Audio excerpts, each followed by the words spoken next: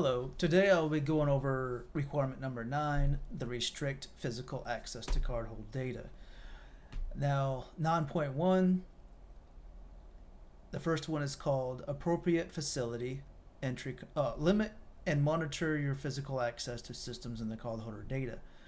You always want to monitor your physical access to systems in the cardholder data environment because you don't want people just walking in there stealing data that belongs to customers and then using that to make purchases, and then your customers will not shop with you anymore or shop at your place or whatever that may be. Either now, how do you monitor the physical access? You can use either a video cameras or access control mechanisms or both. That's three options: camera, physical access or access control mechanisms, or both. Now, now you do have to store the logs for at least 3 months, unless otherwise restricted by law. That way, you can always go back and see who did what. It gives you plenty of time. This is just minimum requirements. If you want to hold it for a year, that's even better. But this is just minimum of 3 months. Now the next requirement is going to be implement physical and or logical controls to restrict access to public accessible network jacks. So you can implement you can re- I was going to say physical, or what was that other word? I forgot it. Well, anyways, for example, you want to a logical. There it is, right there. So you want to restrict it. Implement physical or logical controls to restrict access to publicly accessible networks. So if you walk in a business and you're like, "Oh, I see a phone jack or Ethernet jack," you're going to plug in there and get on the internet. Well, technically, they should have that port shut down, or covered physically. Physical would be like having a gate around it, behind locked doors, and so on. Logical is more like port security. So shut down the port, activate it when you only need to use it for whatever purpose, and then turn it back off. You could actually restrict just a MAC address as well on port security, to where only this one computer can access it, but nothing else can access it. And if the MAC address doesn't, and you can actually set it to where if it's a different MAC address than what's approved, it'll automatically shut down the port. I've dealt with I set that up on Cisco routers, and that's how I know about that. Now, you could disable alternately visit, you could do what we just talked about. Put it behind locked doors, lock it, cover it, or logical access. Or, because there's an alternative here, visitors are escorted at all times. Maybe I should highlight that. All times is another way of doing it. So it has to be one of the three: physical, logical, or escorted. That way hackers don't try to plug in their devices and try to hack all day. Now you can restrict physical access to wireless networks as well, or you need to. So any wireless connections, that includes access points, gateways. Even though gateways are technically the same as access points, or it's a wireless network. Same thing. The reason why they lift it twice, because yes, they're different, but at the same time they're the same. There are access points for you to connect your devices to you connect to this access point. It could be a white thing on the ceiling or something, and from there it directs your traffic to a router, and from the router there's a gateway to the internet. But if you just have the router only, that's technically an access point as well. So it depends on how you have it set up. or handheld devices, cell phones, laptops, all kinds of stuff. Anything with networking communications hardware and telecommunication lines, you want to make sure that they're all physically restricted. You don't want to have wires plugging into a switch port on the wall where everybody's walking by it. That would be weird. But yeah, there's you could so you, all the hacker has to do is pull the cord out, plug their cord into that same port that's open because they know it's open because there's a plugged into that port. And that's what I'm talking about is a switch panel, not a wall, not a port on a wall. Now the port on a wall actually routes to a switch panel. Yeah. You also want to secure networking. Additionally, you want to secure networking and communications hardware to prevent malicious users from intersecting. Basically, what I just stated. Procedures to easily distinguish. Now, you also want to develop procedures to easily distinguish between on-site personnel and visitors.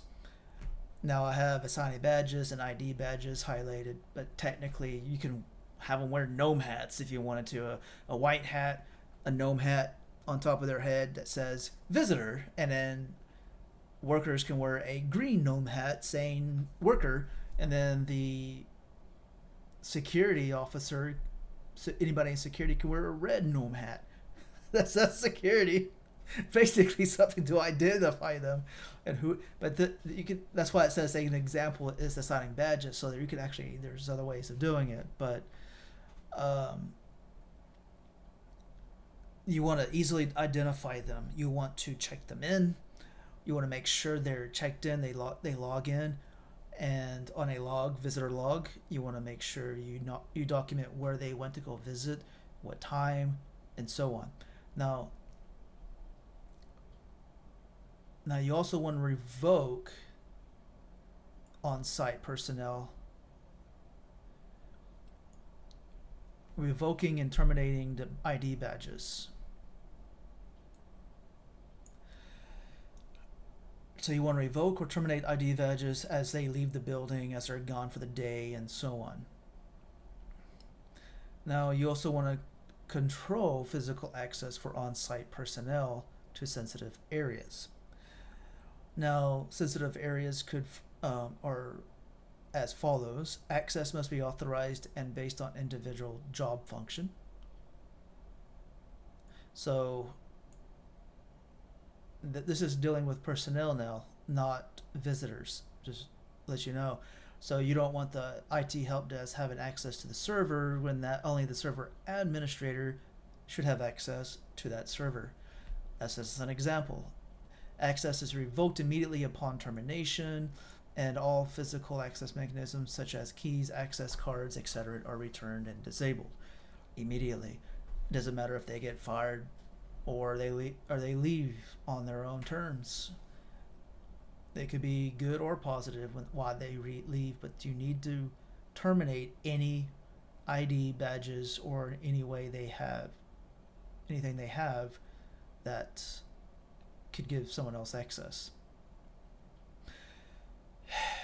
Implement procedures to identify and authorize visitors.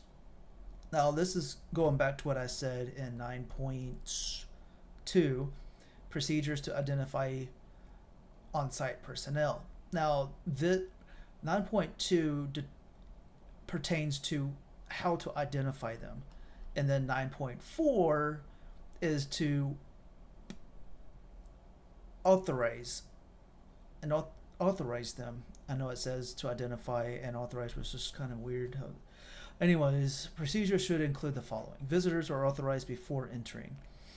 Now, what that means is before they even enter the building, they should be authorized to even enter, have permission to enter. They should have some kind of documentation, have the manager contact their department and say, hey, yeah, this guy is authorized to be there. And they must be escorted at all times within areas where cardholder data is processed or maintained. Ooh. Maybe I should highlight that too. and delete. And escorted at all times within areas within cardholder data. So they must be escorted at all times, visitors, and authorized. Now we're going back to visitors, not personnel. So just let you know what subject we're on. Now, visitors are also identified and given a badge. Again, it's saying the same thing as 9.2, I think it was. Yep.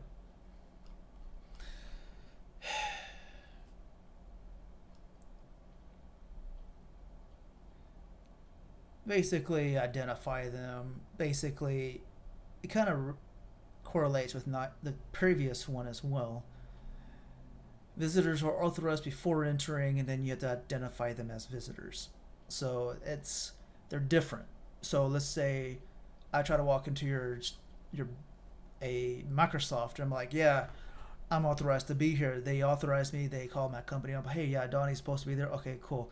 Now we need to identify Donnie as a visitor so everybody else in the building knows Donnie's a visitor. Visitors are identified and given a badge. Visitors are asked to surrender the badge or identification before leaving the facility. Always catch their badge before leaving. A visitor log is maintained to is a document that covers the visitor's name, the firm represented, and the opposite, and the on-site personnel authorizing physical access to the log. And you have to hold it for 3 months. So basically, a log should have my name, my organization that I came into the building for, and the person who authorized me to be there.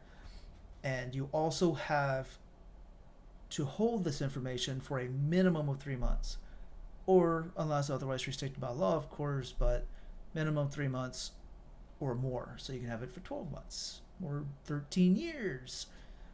That's a lot of data to hold on to for 13 years because there's a lot of visitors in your building. Unless you just have one visitor that comes once a week and then, 13 years. Physical secure all media. Media includes computers, removable electronic media, paper receipts, paper reports, and faxes. It could also be CDs. It could be DVDs. It could anything that has credit card data on it. Anything. And here it's saying make sure you physically secure it. And another requirement, it talks about make sure you have it encrypted. Anything with data, credit card data, sensitive data on it needs to be encrypted. Here's talking about physically storing the media. Make sure it's physically secured behind a door, behind a vault, laser guns in the hallway in case someone decides to step in the wrong direction. media backups in a secure location. Okay, this is pertaining to the last one I just stated, but it does state that review location security at least annually. Oh no, this is big backups. So if you do backups for credit card information, now this is why they say scope, limit the scope. The scope that we're talking about is credit card data environment, the CDE, anything with credit card data. Now, if it's beyond that, let's say a server XYZ holding insurance, for example, that's outside our scope. That's a whole different thing. We don't have to worry about that. All we have to worry about is credit card data. Make sure it's reviewed. Make sure you the review of the location security annually. That means walk around the perimeter, walk in, make sure they're holding the data badges, make sure they're checking in the customers, logging it, security cameras, locked doors, whatever. Basically the last few things we just talked about. Maintain strict control over external or internal or external distribution of any media. Now, this pertains to media distributed to internal and or external users.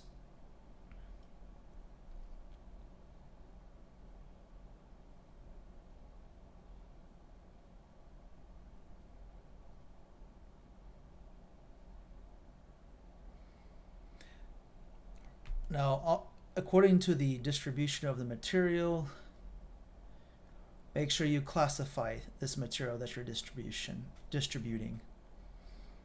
The you're classifying the media so the sensitivity of the data can be determined. Now, you could classify it as confidential or not confidential. It does not mean the media needs to have a confidential label attached. It does not mean that. It just means that you need to identify the media that contains sensitive data so it can protect it. So if you classify it as confidential, people are like, oh, okay, I need to take more care for it. If you have it non-confidential, they may just leave it at their desk, though they won't worry about it as much, etc., and so on. Now you want to send the media by secure courier or other delivery methods. So 9.6, maintain strict control over internal or external distribution of any kind of media that has the cardholder data on it. You want to classify it as confidential or non-confidential. Of course, you want to be confidential because it's credit card data. And you also want to send the media by secure courier or any other delivery method that can be accurately tracked.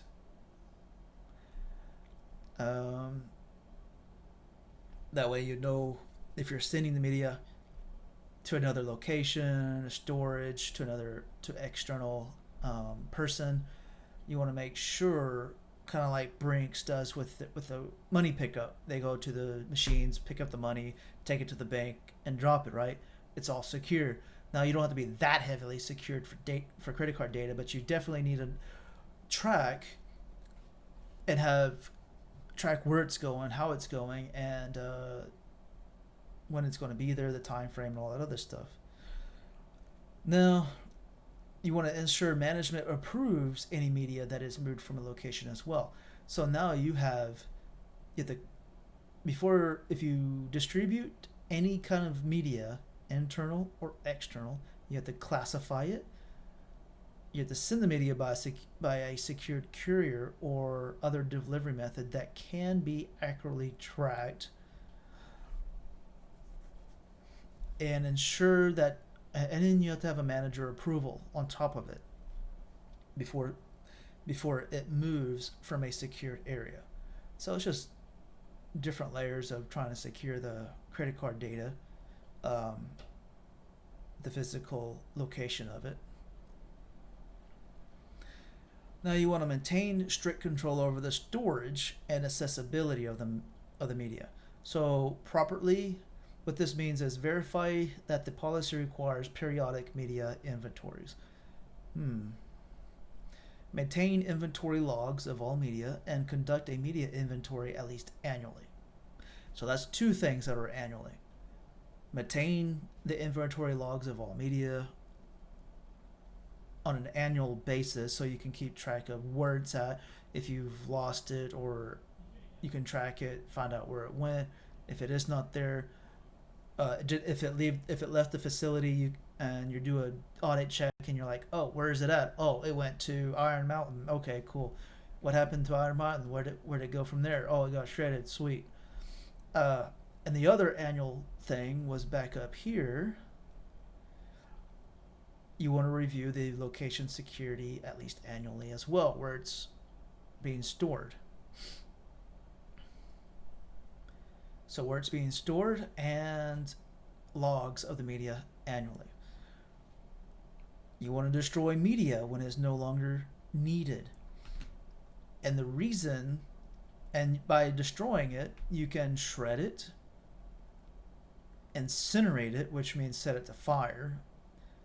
I'll be careful with setting CDs and DVDs on fire, but hey, what up? What up?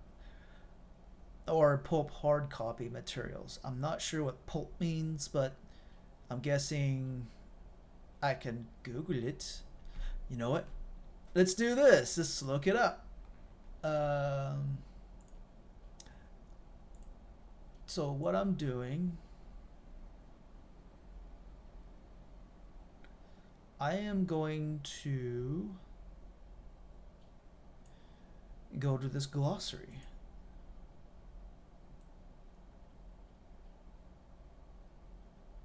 And I'm going to search for pulp. I'm curious if it even has it.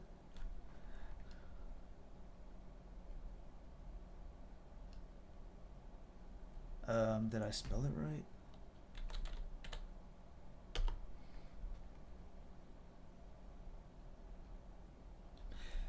Nope. Of course not. So we'll go to Google and we'll type in pulp.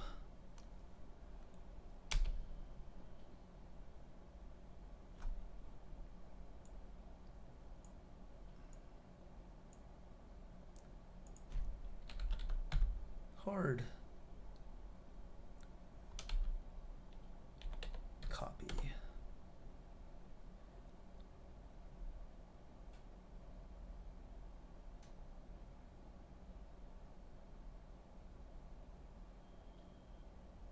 Oh, it's a recycling.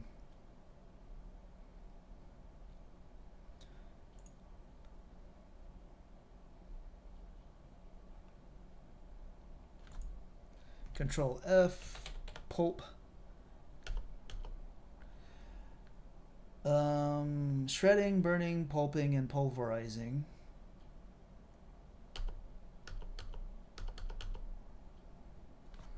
Of course. HIPAA. Whatever. But according to this right here, pulp, it seems like pulp means you tear it up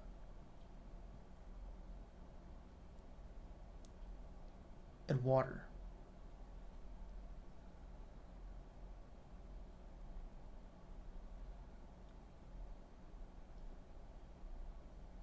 Huh. 981. Is that what I'm on? What? No, it's a video. I don't want to watch a video. Let's see. Pulp. Pulp paper is a fibrous material prepared by chemically. Oh, so you chemically destroy it. That's what pulp means, or mechanically separate fibers, waste paper, or rags. Oh, okay. Now I know. Or now you know. Now we know. Pulp deals with destroying via chemicals or tearing it to pieces. And you also want to render the card data on electronic media unrecoverable.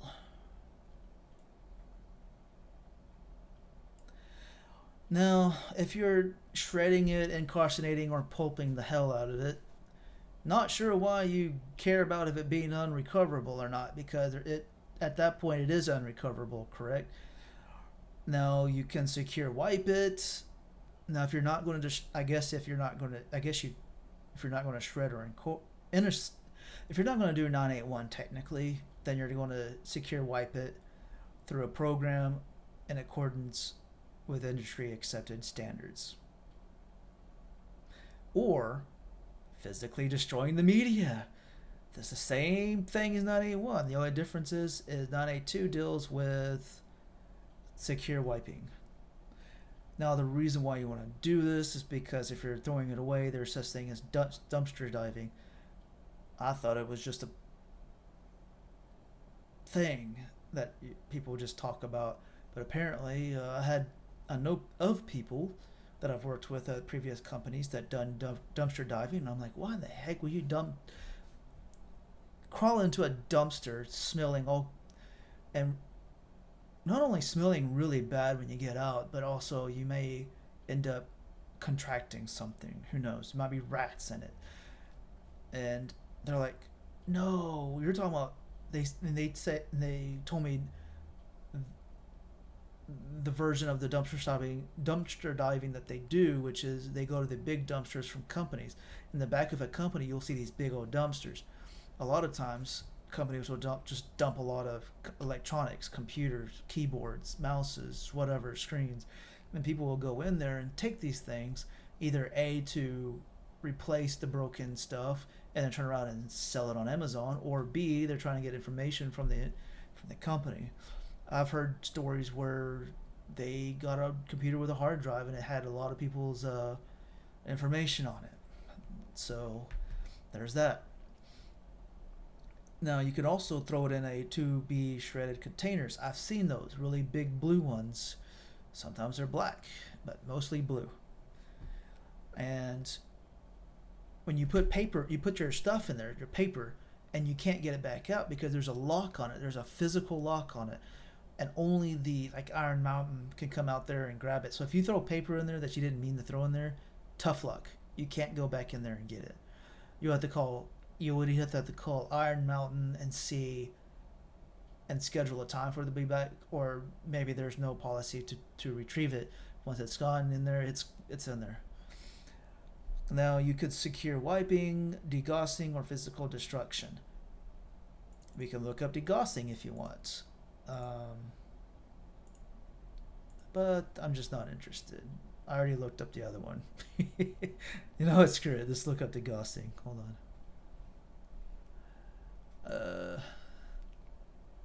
Let's check the security standards first.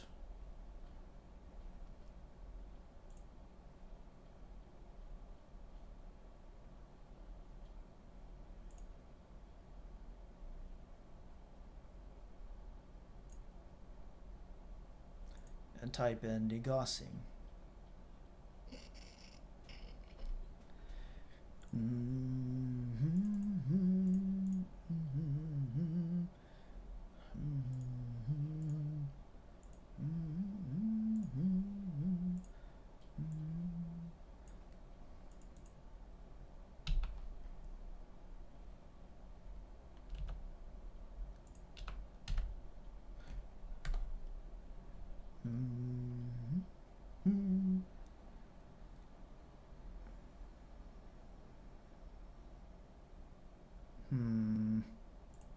Let's try this one.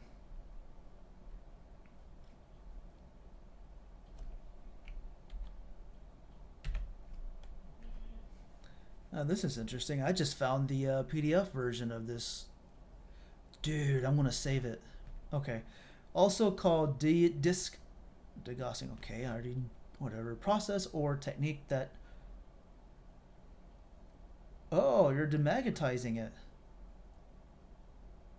Kind of like on those hacking shows where they go into the hacker is trying to do it and they get a knock on the door and they think it's the police, so they take this huge magnet and then do this with it. I was like, I'm like, really? Okay, I don't know how effective that is, but I think you have to do it on the hard drive itself, which is behind the computer. But it is a movie, so I don't know. Now we know what degaussing is. That's awesome, isn't it? Okay, protect devices that capture payment card data via direct physical interaction with the card from tampering and substitution. Okay, so what this deals with only cards that are present in used in card present transactions. What that means is if you go get gasoline, you plug it into that gas thing, and you're getting gas. I'm sorry, my mind's all over the place right now. I'm trying to think of how can I say this. So you put your card in, you type in your PIN, and you get your gas, right? And it could be anything. You go to a store. If you use your card physically, you have it in your hand, and you plug it into a machine, and it asks you, hey, do you want to use that as a credit card or a PIN or whatever? That's in card present and card present transactions, what it's called. It's not talking about buying stuff on the internet, because at that point the card's not really present, is it, at the location where you're getting the item at. No, you hear it on the news about skimming. Uh, Basically, it's a little device that goes on top of a credit card scanner. That's why you always want to grab it, move it around, see if you can take it off or not, because sometimes they're magnetically on there, sitting there, just kind of like putting a magnet on a fridge. If you could take it off. Basically, it deals with attaching additional card reader on top of the legitimate card reader, either magnetically, or maybe they go a little bit further and make it look like it's part of the machine and you can't take it off. This requirement is recommended. Now, this also can apply for the same components, or it does not apply for manual key components such as computer keyboards and POS keypads. So my take on this is, you go to a gas station, you plug it in, you get your gas. Okay, well, you didn't have to type in your key, but they do have a screen. You walk in, you buy something at the same gas station at the counter. They have a keypad. So you type in your PIN. So for manual key entry components, such as a computer keyboard and POS keypads, that would technically, at the gas station, because it's out there, you need this requirement. But inside, since it requires a pad to type in your PIN, it doesn't need the requirement. I think it's recommended, but it's not required. Maintain up-to-date list of devices. So you again, inventory. A lot of stuff deals with inventory. I hate inventory. You have to keep up to date with the list of devices. And so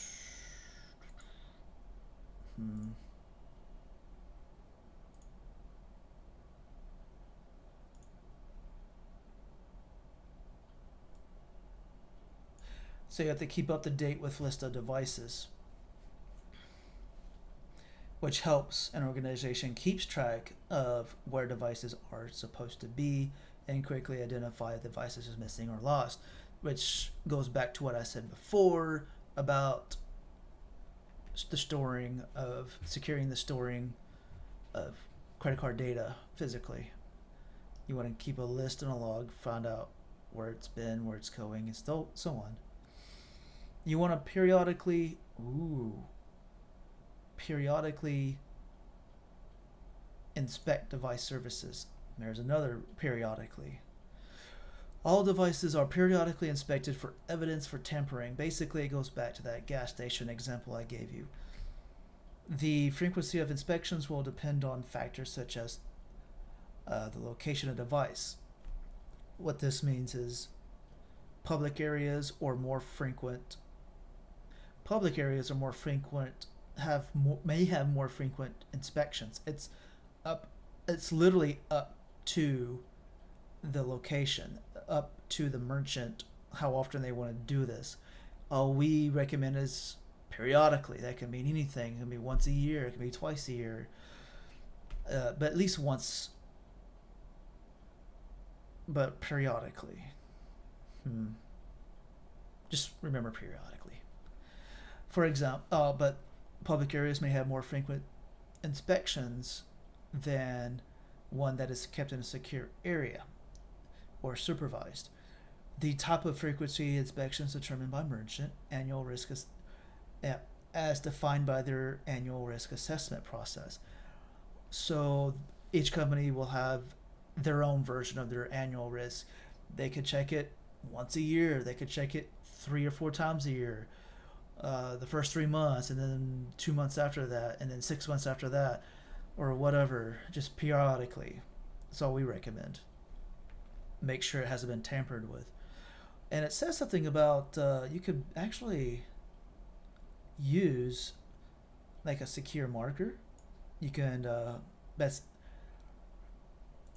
a secure marker pin that is a UV light marker to mark the device services. And there's basically the manufacturer of the credit card thing will have ways to guidance right here. Vendor may also be able to provide security guidance on how to determine if it's been tampered with. 993. All right, almost done. Provide training for personnel to be aware of tampering. So you want to train personnel to verify the identity of any third party persons claiming to be a repair person. You've seen shows like Ocean 11. They walk in with a notepad, or they walk in wearing these clothing, maintenance clothing, and people think they're part of the company, but they're not, or they're there to inspect something, a plumber or whatever. You want to train them to identify them, look at their badges, make sure that they're supposed to be there and stuff like that. And then you want to technically you want to do this prior to granting them access to modify or troubleshoot devices. You do not install, replace, or return devices without verification. What that talks about is the reason why you don't want to install, replace, or return a device without verification, because a trick that criminals like to use is to send a new POS system with instructions for swapping it. The POS system that they send out could be one that will hack or send credit card data back to their servers, their warehouse, or wherever they're trying to get their computers or personal computers. And so you want to make sure the manager knows about it, see if they approve it. The manager needs to make sure they've been verified or identify the third party claiming to do the repairs on paperwork before allowing them to replace it. Because again, with a legitimate, if you want to return, if you're swapping it with a legitimate system, they could take that legitimate system also to inspect it to see how it's set up and make it even better for them. So you want to prevent that. Beware specific behavior. Now the behavior would be anything around devices. So example, attempts by unknown person to unplug or open devices. That's just one thing. Unplug and open up devices. So if you see someone unplugging a POS system or getting access to a CDE environment behind a closed door, you want to why is this guy going in there? This is suspicious. Or maybe he's not wearing the cone hat that says employee. Then you're like, why is a white cone hat going in there? Because it's not green. Now, not only do these employees need to be aware of specific behavior, suspicious behavior, but they need to report it as well. If they don't report it, it could cause more issues. Now, granted, there's going to be more reports that are false, kind of like false positives, than there are positives when it comes to hacking or people trying to get into the computer. Yes, to the point to where it's probably going to annoy a manager, but hey, that's the rules. Ensure that the security policies and operation procedures for restricting physical access to cardholder data are documented. in use and unknown to all parties. Basically, document everything, make sure it's in use, and that all departments and personnel that's involved around the CDE environment knows how to operate, navigate, and understands how to follow the procedures and what if they know about the procedures that they need to follow, and go from there. Well, thank you for watching the video, and hopefully you have a great day.